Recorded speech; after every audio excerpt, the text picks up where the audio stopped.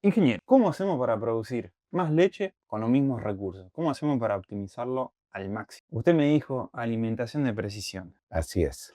Entonces, me interesa que hoy analicemos los puntos críticos, que analicemos todos los puntos que me permiten optimizar los recursos que yo hoy tenga disponible, como galpones, como capacitación de personal, como los procesos que vamos a llevar adelante y qué cosas se pueden tocar en el medio, entendiendo cuáles son los casos de éxito y qué patrones comunes hay ahí contra el promedio. Entonces, me interesa que hoy charlemos un poco de eso. Y para arrancar, me interesa entender qué errores son comunes al elegir el qué darle de comer a las vacas. Digamos, hablando siempre de errores, es un Cosas mejorables. obvio. Nosotros los errores los consideramos oportunidades de mejora. Entonces, las oportunidades de mejora que tenemos siempre están basadas en la calidad de los alimentos, en lo primero. O sea, uno que conoce la teoría y conoce la práctica, ya imagina las objeciones del que escuche el video, donde te van a estar diciendo, sí, vos me hablas de calidad, pero vení al campo y hacelo vos en un contexto como el que estoy yo. Esa es una realidad, la vivimos todos los días, lo que no quita que uno tenga que saber a dónde tiene que ir. Ujú. Entonces, vos me podés indicar a mí que en la práctica hay cosas difíciles de concretar, una sequía extrema condiciona la calidad de los alimentos que yo voy a conservar para alimentar a mis vacas. Es cierto eso, pero aún en una condición de sequía extrema, yo tengo distintas calidades de alimento almacenados. Y eso es decisión del que toma el momento justo de picar, el momento justo de conservar.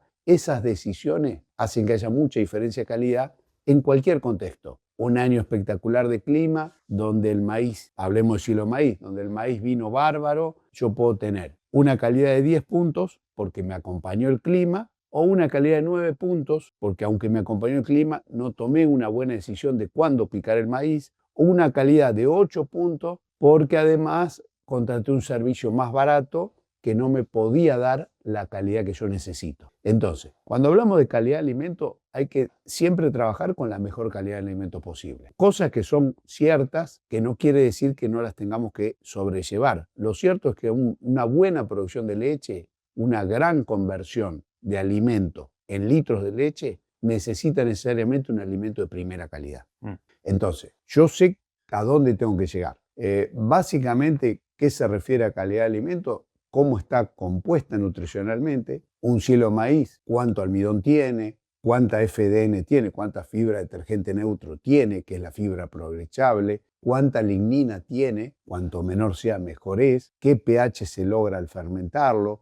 Eso depende de la técnica que utilizamos y del material que estamos ensilando. Eso es calidad de alimento. Entonces, si yo hablo de grano de maíz, suponemos, nosotros en Argentina estamos acostumbrados a que la calidad del grano de maíz no varía, lo cual no es cierto. El año de la chicharrita, el año 2024 que se cosechó maíz afectado por chicharrita, descubrimos que había maíces que tenían mucho menos almidón y tenían mucho menos digestibilidad al almidón de lo normal. Entonces, por más que pensemos que todo es igual, no es todo igual, siempre hay que analizarlo, siempre hay que estudiarlo. Ahora, si yo no tengo otro grano de maíz que un maíz de bajo almidón y de baja digestibilidad, tengo que armar la dieta con eso. Yo no estoy diciendo que solamente se puede producir con alimentos de alta calidad. Ujú. Lo que digo es que la alimentación de precisión requiere de lo mejor alimento posible para la campaña que tenemos. Entonces, situaciones extremas, un maíz muy afectado por sequía, la altura del picado, a qué altura corto yo el maíz, me va a afectar totalmente el volumen que yo voy a cosechar.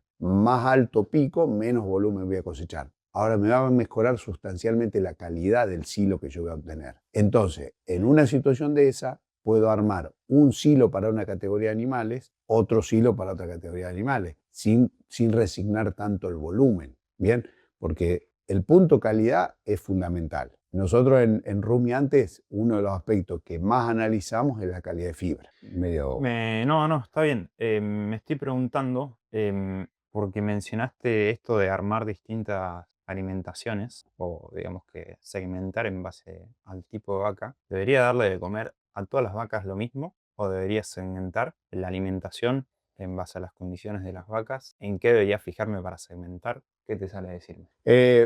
La vaca varía el requerimiento desde el día que pare hasta el día que vuelve a parir. Todos los días cambia su requerimiento. No tiene una necesidad constante.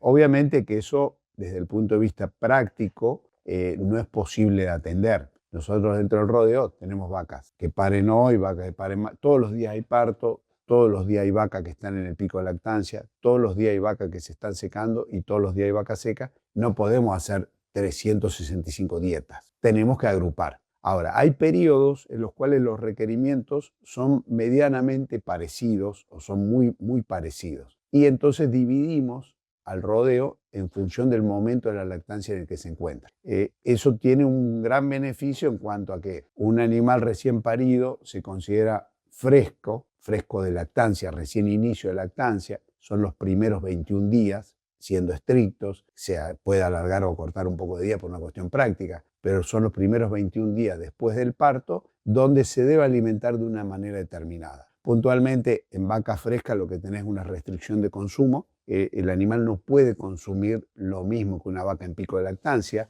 está pasando un periodo posparto, está iniciando el consumo de cantidad. Entonces lo que buscamos ahí es, sin correr riesgo de acidosis, proveer una dieta de alta energía para compensar la caída de energía que tiene su alimentación. Entonces sabemos que va a consumir poco kilo de materia seca, lo hacemos más concentrado en energía. Cuidamos la fibra, como el volumen que puede consumir es bajo, trabajamos con una fibra de alta digestibilidad, de manera tal que no haya espacio ocupado por fibra lenta de digestión y cuidamos mucho los comederos para que no haya selección. Ese momento es puntual. Entonces, armamos ese lote. De ahí en más pasamos un lote que le llamamos de máxima producción, lote 1, lote de alta producción, que es desde los 21 días hasta que el animal pasa el periodo de transformación máxima de leche. Normalmente son 100 días.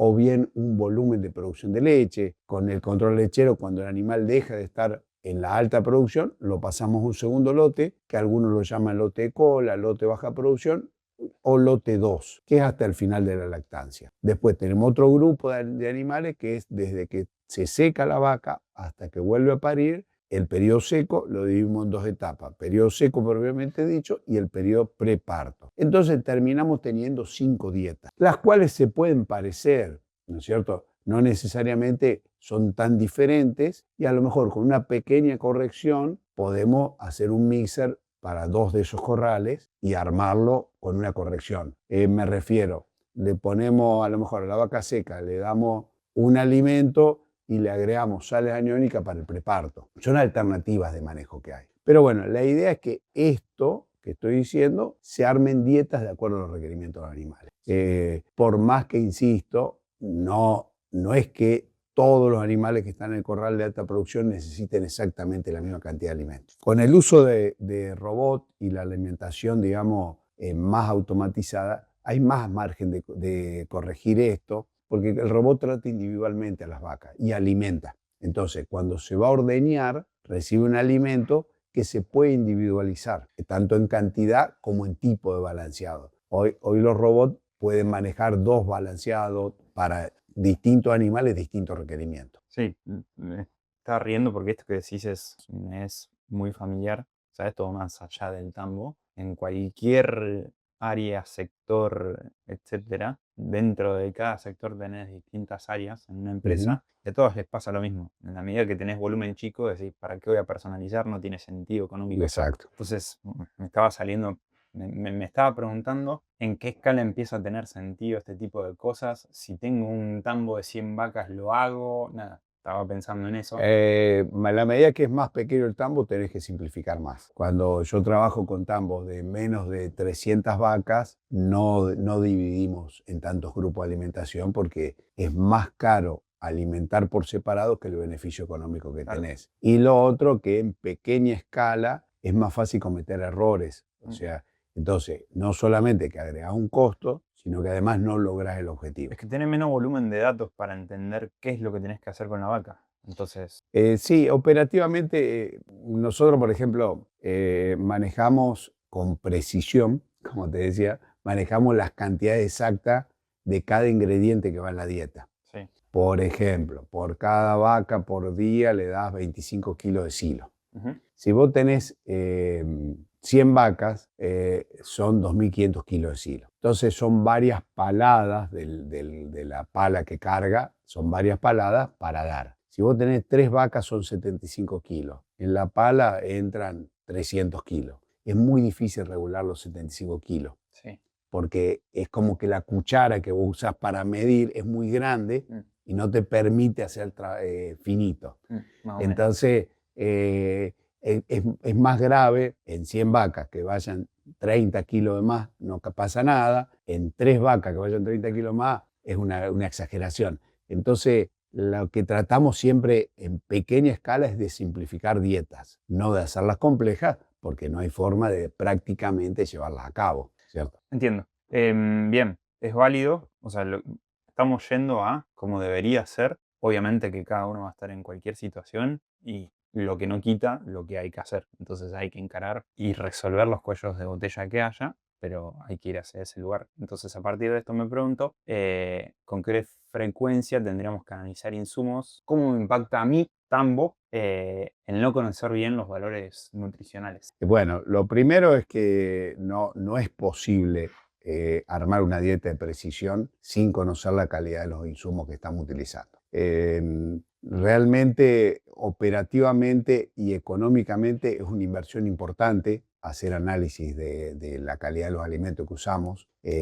No es barato, es costoso y es laborioso. O sea, si yo quiero hacer una muestra de silo, además del costo que tiene el envío, el análisis de la muestra y la recepción del resultado, que eso tiene un costo económico significativo, nunca es un valor así, es barato, no, nunca es barato. Además de eso, es tan importante como resultado del laboratorio cómo saco yo la muestra. Claro. Y el cómo saco yo la muestra no es sencillo. O sea, realmente para que la muestra represente lo que van a consumir los animales en el periodo de tiempo que yo voy a hacer los análisis, nosotros hacemos los análisis con una frecuencia normalmente uno al principio de la temporada, elegimos todos los alimentos, definimos con los alimentos y dependiendo de cómo los conservemos, es la frecuencia. Doy un ejemplo extremo. Si nosotros manejamos bolsas para guardar el silo de maíz, lo que hacemos es, a lo mejor tenemos 15 bolsas para toda la temporada. Hacemos un análisis por bolsa y después no tenemos que repetirlo. Lo que va pasando al cabo del tiempo es que las bolsas, se va usando la bolsa 1, se usa la bolsa 2, se usa la bolsa 4, o sea, sabemos qué tenemos dentro de cada bolsa. Ahora, si hacemos un puente, un silo puente, lo que va a ir pasando es que la muestra que sacamos representa un mes, al mes siguiente tenemos que sacar otra muestra y tenemos que hacer un muestreo mensual. Como eso tiene un tiempo entre la extracción de la muestra y el resultado, depende de cada lugar, depende de cada estructura de empresa. El análisis en sí demora un día. El tema es entre que uno lo envía, lo recibe el laboratorio, lo pone en procesamiento y te devuelve el resultado. ¿Qué serán 10 días? Puede pasar 3 días a 10 días. Entonces lo que uno hace en función a ese tiempo, es mucho días. Es como uno toma, es una cuestión de organizarse. Si el tiempo son 10, vos tomás la muestra hacia 10 días adelante. O sea, profundizás el muestreo y sacás datos de más adentro del silo. Si es rápido, lo tomás de más adelante. Y siempre tomás el dato anterior y cuando llega el resultado nuevo, corregís, actualizás la dieta.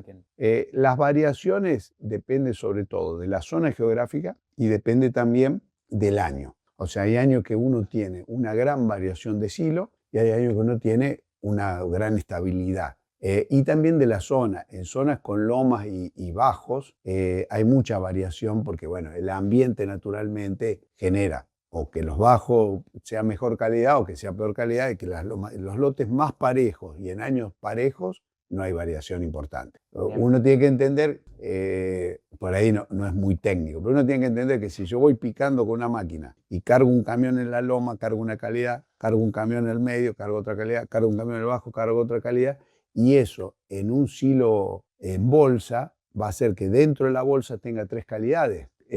Y a su vez, si es un silo puente, es como que se unifica más, por la forma de esparramado que tiene, están más mezcladas las calidades del lote. pero hay variación. Entonces, la única forma que tenemos es de monitorear constantemente. Ese es uno, hablo del silo de maíz porque es uno de los componentes que más se usa. En el caso de usar rollo o megafardo o pasto picado o silo de alfalfa, pasa exactamente lo mismo. Tenemos que ir monitoreando calidad por partida. La calidad yo la puedo ver con análisis y también la puedo ver con observación visual. Entonces ahí la tarea del operario suma, donde te dicen, mira, me cambió los megafardos que llegaron, el cuteado es otro, la cantidad de hoja que es otra, que me trajeron es otra, este es mejor, este es más paludo, este es de mejor calidad. O sea, todas esas indicaciones te ayudan también a tomar decisión. Bien, ok.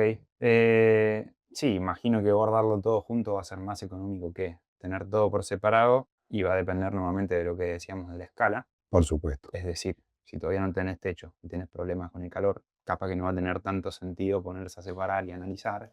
La alimentación de precisión siempre funciona porque vos tenés periodos donde el estrés te enmascara todo, periodos de calor, periodos de barro, periodos de frío, que es lo que estamos viviendo ahora, donde te enmascara el resultado, Claro. te lo distorsiona. Pero siempre una buena calidad de alimentación tiende a producir más alimentos. Y siempre un buen manejo de la calidad, donde vos haces una buena dieta porque conocés bien los ingredientes que tenés, te ayuda a producir más, aunque tenga un estrés calórico. Eso, me pregunto si la variabilidad de los resultados es la misma para situaciones de baja producción contra la de alta producción, o si la variabilidad, digamos que aumenta en la medida que más produzco. Directamente así. Si estás en niveles de producción muy bajos, las distintas calidades te alcanzan. O sea, si vas a producir muy poca leche, no necesitas un control tan alto de calidad y probablemente no necesites análisis. Simplemente una observación visual, olfativa de los alimentos te ayuda a saber que eso funciona. Ahora,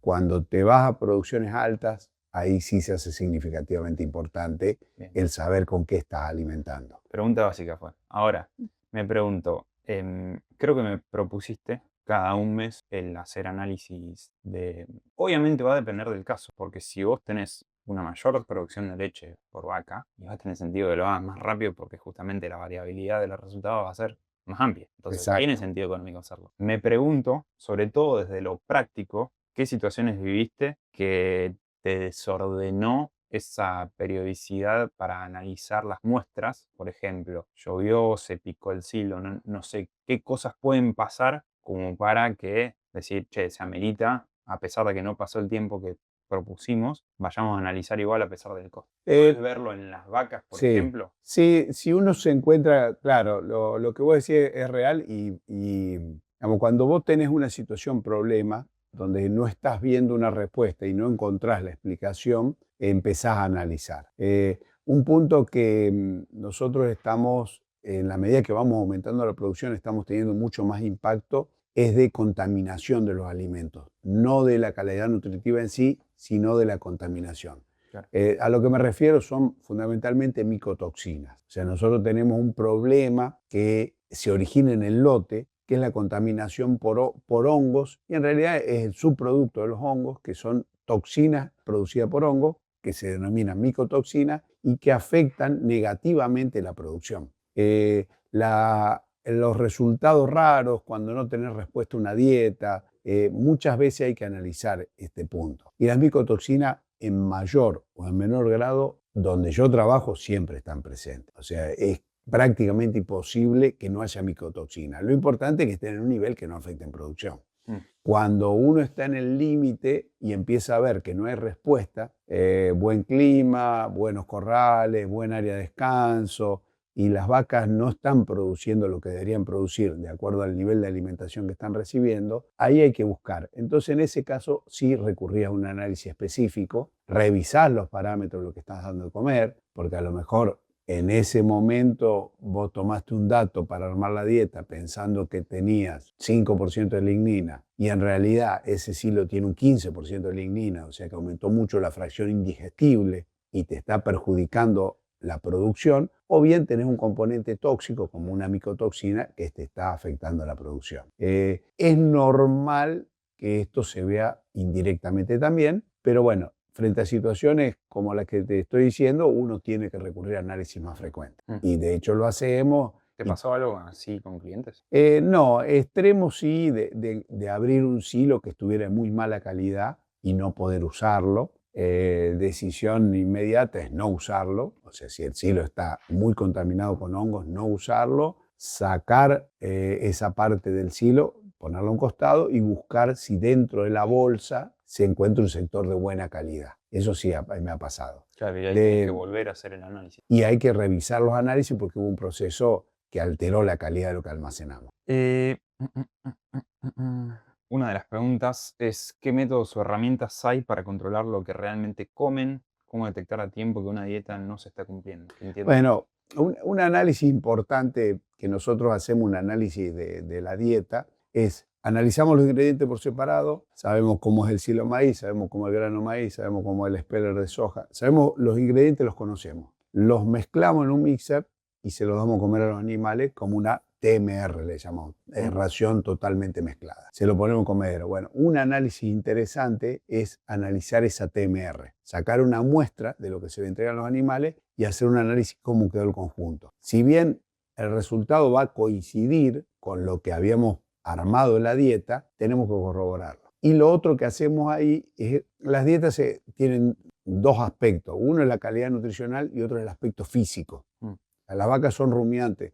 Los rumiantes tienen que fermentar los alimentos por intermedio de otros organismos que son bacterias, que son protozoarios, son levaduras que están dentro del rumen. Esa fermentación depende de la composición y de la presentación, de la forma física. ¿Cómo es eso? Si yo tengo muy finito molido el alimento, va a ser una fermentación. Si yo lo tengo muy grueso el alimento, va a ser otra fermentación. Entonces hay un punto justo que se analiza.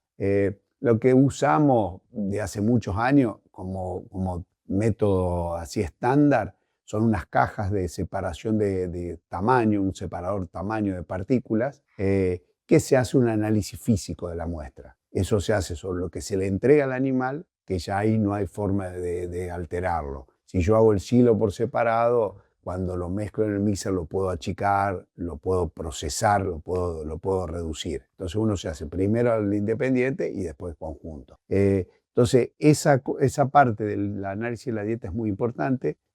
Con una observación visual se ve, no necesariamente tenés que tener un separador de partículas, pero el separador de partículas lo que hace es lo hace objetivo, hace un número, lo que de otra manera es subjetivo, depende del ojo de cada uno. Entonces, lo primero que hacemos es eso.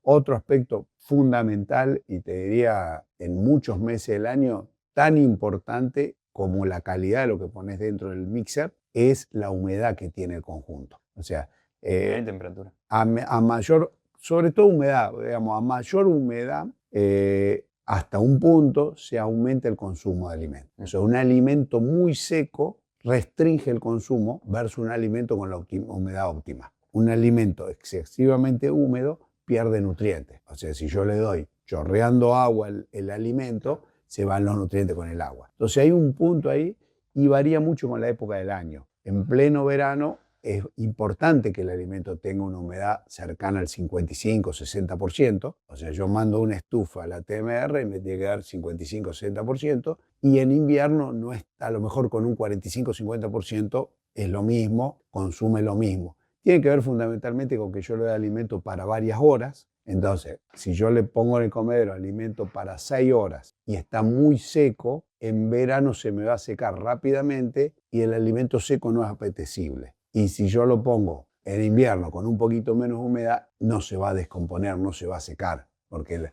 el clima no produce una deshidratación de lo que yo le puse. Ok, entiendo. Che, una duda, quizás sea básico, pero como no estoy en el gremio.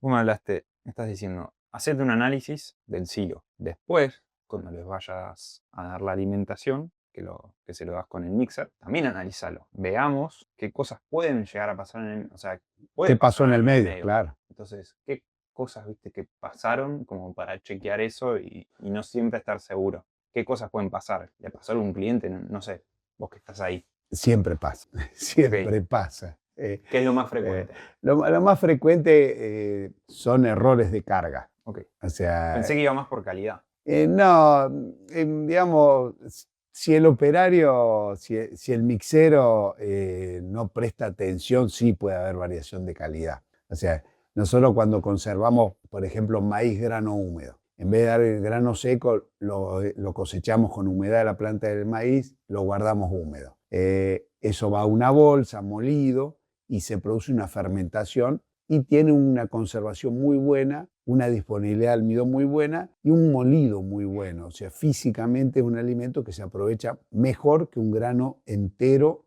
molido no tan fino. Entonces, ese alimento tiene una desventaja que es que se descompone con facilidad. Mm.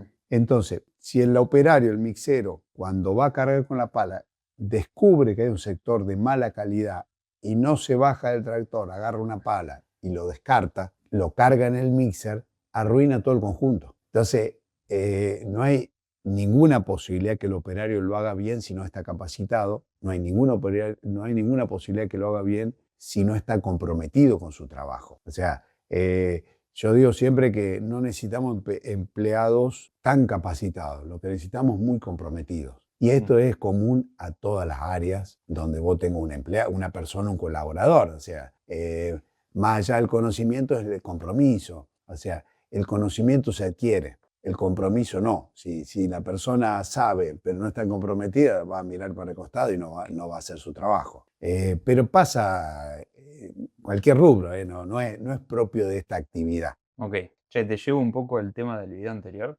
Sí. ¿Qué tipos de, o sea, supongamos que me quiero sacar del medio a toda la mano de obra, por así decirlo, ¿qué métodos o herramientas, perdón, qué tipos de tecnologías existen para automatizar el suministro y qué beneficios me puede traer implementar esto y dejar, digamos, de depender de la bala del operario? Mira, lo primero que incorporamos y que te diría casi todas las empresas, bueno, con los que yo trabajo que usan Mixer, todos lo tienen, es programas de computación que ayudan a cargar los ingredientes. Ujú. O sea, no es una automatización en sí, pero sí te reduce la decisión. O sea, es un software, una pantalla que te va indicando, bueno, ¿qué va a cargar ahora? Silo de maíz. ¿Para qué corral es? Tal. Son tantos kilos de silo de maíz. Y te va dando una lectura con la balanza del mixer, te va ayudando a no tener errores. Entonces te va señalando. Eso es una herramienta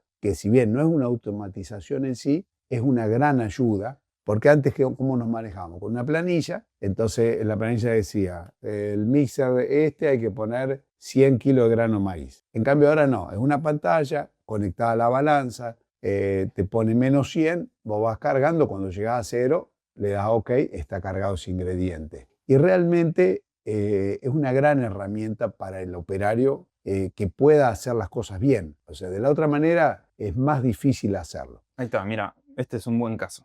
Tengo 300 vacas. Digo, che, yo de a poco me quiero pasar a sistema tabulado para tratar de automatizar lo más que pueda. Entonces, vamos a este caso específico. ¿Cómo armo un proceso de transición para llegar hacia eso? O me decís, primero aplicaría esto, entiendo. Sin duda. Después, Lo primero que tenés que hacer es optimizar lo que estás haciendo. Mientras que vos estás en transición, tenés que ganar plata. Entonces, porque mañana vas a estar con un sistema totalmente automático, no quiere decir que hoy hacer las cosas como sea.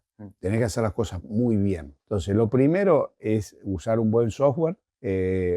Realmente tiene un costo, pero se paga bien este sistema por los beneficios que tiene. En Argentina hay por lo menos 3 software disponibles que yo conozco y todos funcionan muy bien. O sea, son muy buena calidad de software. Lo segundo es empezar a planificar el armado de las dietas. Los sistemas automáticos básicamente constan de depósito de los ingredientes y un método por cinta generalmente, un método de transporte hacia un mixer central estacionado donde se conforma cada una de las dietas. Eso se puede realizar por un operario que está controlando o se puede realizar directamente por un sistema automático que lo hace. Y después el reparto, hay empresas que ya ofrecen mixer automático, o sea, mixer eléctrico que se desplazan dentro de los comederos y entregan el alimento. Hay algunos casos con un riel que van sobrelevado sobre los comederos y van descargando. En otros casos son una especie de robot autónomo que desparrama el alimento. Es lo que uno sabe que existe y que están diseñados y que funcionan bien. O sea, en esto hay cosas que yo digo siempre, probado, una cosa es una animación de inteligencia artificial, otra cosa es que exista en la realidad. Bueno, esto ya existe en la realidad. Esto no es un prototipo. Se está usando y se está usando en Argentina, o sea, ya está disponible. Limitante, por supuesto. Si vamos a hablar de eso, puede ser costo. Perfecto. Pero la realidad es que ya tenemos disponible muchos equipos autónomos que nos están ayudando con la alimentación. En las vacas lecheras nosotros como proceso de alimentación tenemos dar el alimento y como el animal lo tiende a alejar del comedero, lo que hacemos es arrimar el alimento, que eso se puede hacer con una persona que va con un equipo que arrima o con un robot autónomo que lo que hace es lo acerca. El arrimado es muy importante para aumentar el consumo de alimentos. Lo que hacen hoy los robots de arrimado hacen un mezclado, o sea, no solamente lo acercan al animal para que lo pueda comer, sino que se lo vuelven a mezclar. Completito. Muy eficientes, son inclusive realmente en la inversión global que significa un establecimiento, no es una inversión importante en costo. Bien, duda. Antes estábamos hablando de dieta. ¿Cómo mido si una dieta está rindiendo y qué indicadores tendría que mirar toda la semana? Mira, nosotros tenemos indicadores del animal e indicadores de producción. Lo que sería indicadores de producción, por supuesto, es cuántos litros de leche está dando y cuántos kilos de alimento está consumiendo. Hoy hay tecnología muy accesible para medir, estimar, o digamos, sí, estimar es la palabra, estimar el consumo. Por medio de collares se puede estimar qué cantidad de alimento está consumiendo cada vaca. Y por medio de medición dentro de la unidad de ordeñe, sea robot o sea la sala de ordeñe, se puede medir cuántos litros está dando. Y eso se puede hacer desde diario, casos extremos, a mensual. O sea, cuando yo no tengo medición de cuánto produce todos los días la vaca, puedo sí estimarla en base a un control mensual. Con un control lechero una vez al mes puedo ver cuánto produce cada animal. O bien puedo hacerlo a nivel de rodeo. Puedo ver cuántos litros da este lote y cuánto alimento consumió. Eso se llama eficiencia de conversión. O sea, cuántos litros de leche da por cada kilo de alimento que consumió. Bien. Esa es, desde el punto de vista de la producción, uno de los indicadores más importantes. Aclaro que esto es una medición parcial, porque en realidad lo que interesa es cuántos sólidos da, y yo estoy hablando de cuántos litros de leche da. Y la composición de la leche varía. O sea, yo puedo tener leche con 3% de grasa, puedo tener leche con 4% de grasa, y es mucha diferencia en sólidos esa variación. Pero ya el saber que por cada kilo de alimento consumido me está dando 1 litro de leche, 1,5 litros de leche, ya es un buen dato. Ya es un buen dato orientativo para saber si estamos alimentando bien. Y desde el punto de vista del animal, nosotros lo evaluamos por peso, máxima precisión. Tenemos una balanza donde lo pesamos permanentemente, una balanza de paso, o bien por condición corporal, que también ayuda a saber si está bien alimentado. La condición corporal es el estado de gordura que tiene el animal.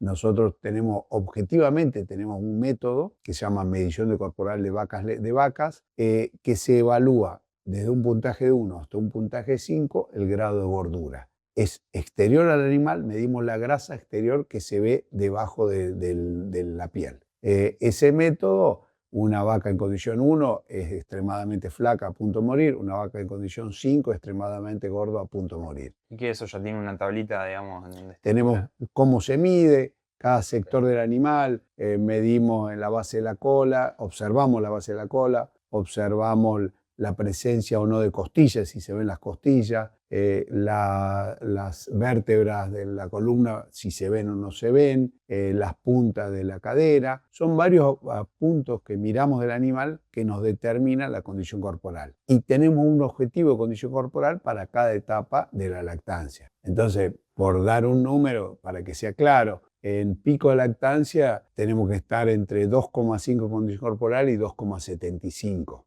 Si en el momento máximo de lactancia estuviera en 3, quiere decir que no está produciendo toda la leche que podría porque está muy gorda. Claro. Hay algo en la dieta que está mal armado, que no produce que genere leche.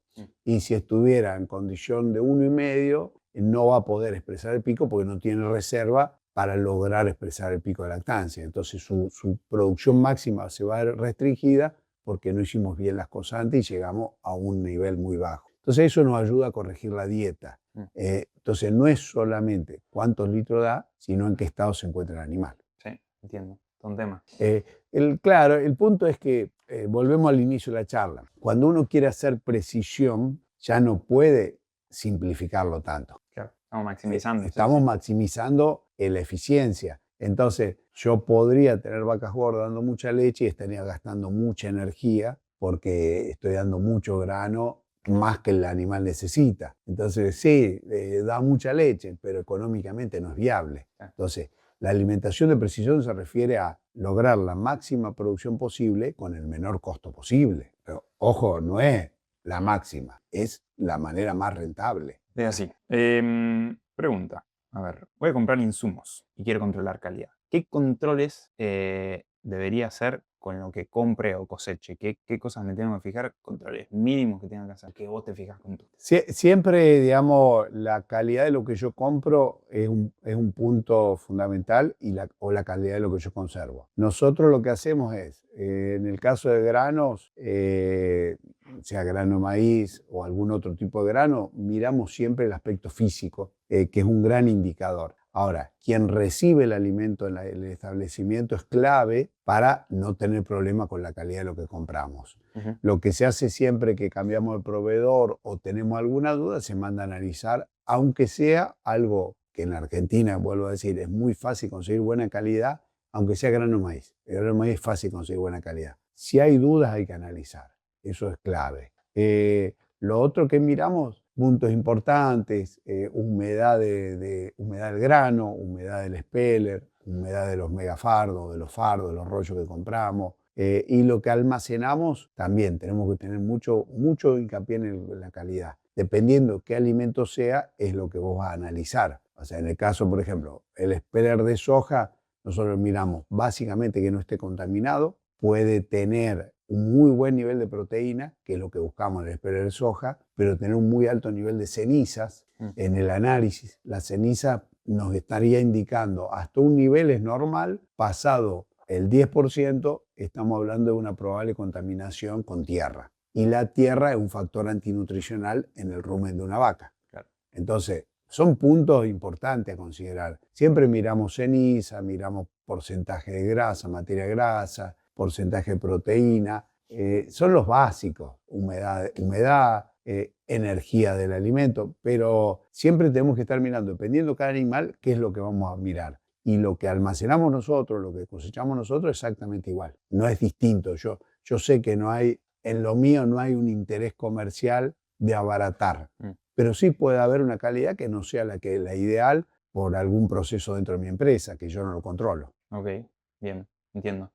Un punto que, bueno, insistimos siempre porque una gran base de nuestras dietas es el silo de maíz. El silo de maíz tiene una necesidad de dedicación proporcional al aumento de leche, al de los litros de leche, el nivel de producción. En la medida que yo estoy en niveles bajos de producción, muchas calidades me van a permitir obtener la baja producción. Sí. En la medida que yo aumento el nivel de producción de mis vacas, el silo de maíz empieza a ser muy importante la calidad que tenga, y eso es dependiente de las decisiones que yo tome.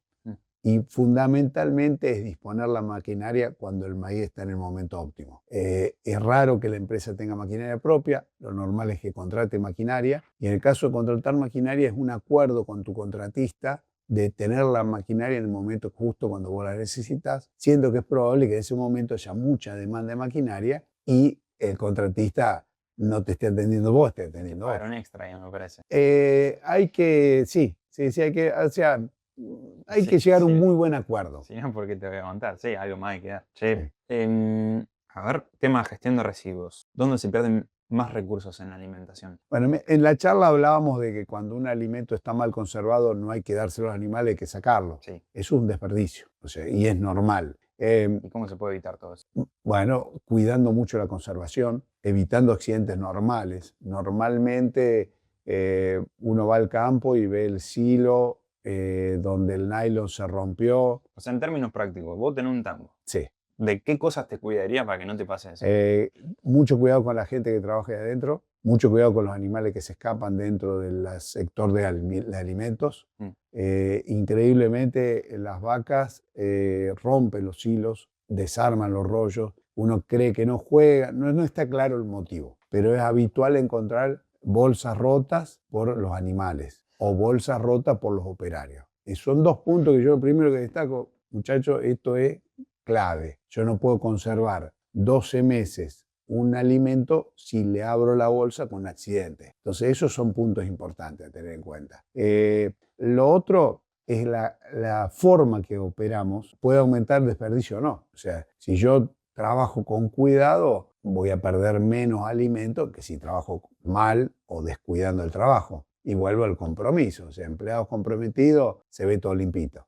Empleados poco comprometidos, no. También tiene que ver con la infraestructura que yo tengo. Yo tengo una pala en mal estado de mantenimiento, tengo barro por todos lados, tampoco el operario puede hacer un milagro. Claro. Entonces, maquinaria en buen estado, buena conservación, es todo un combo que hace que vos puedas minimizar los residuos. En muchos lugares lo que hacemos con los desperdicios se lo damos a categorías que no tienen problema con esos alimentos de menor calidad. Entonces como que los recuperamos. Eso no quiere decir que tenemos que aumentarlo para recuperarlo. O sea, hay que minimizarlo. Ojalá no tengamos que dar nada para recuperar. Bien, no, pregunta totalmente aislada que me estaba preguntando si en los tambos están usando sensores de humedad y temperatura en los... ¿O no?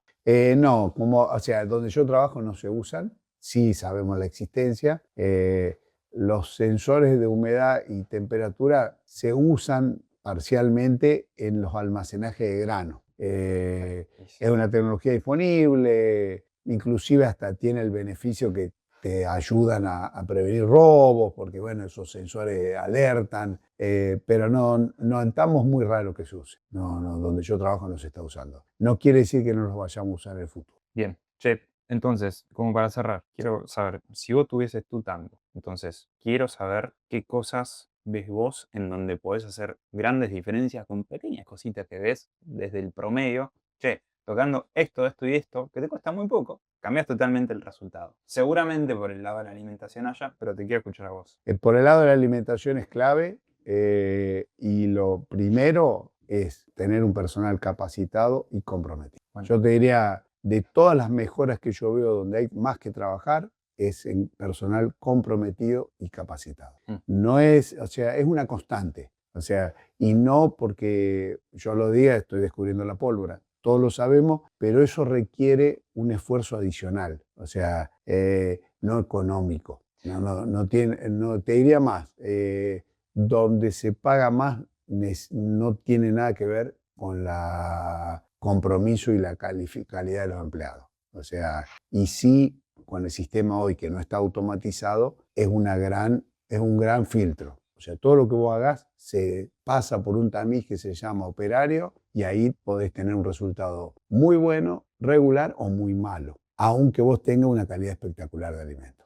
Sí, o sea, tiene todo el sentido lo que decís. La otra vez hablaba con mi vieja, que es arquitecta paisajista, y hablábamos de que a la hora, digamos, de armar un proyecto de eso, es como que la gente tiende a escatimar en el diseñador, que lo que digo, lo que vale es el diseño, después los materiales que metas, los vas tocando, pero el diseño, la idea es esa y es eso lo que te va a hacer tener un buen resultado. Entonces, imagino que teniendo buen personal, o sea, después vas a diseñar la estrategia de cómo vas a encarar los procesos. Y más vale que tener un techo va a ser necesario, pero cuando tenés un buen equipo, tenés más cintura para encarar eso. Exacto.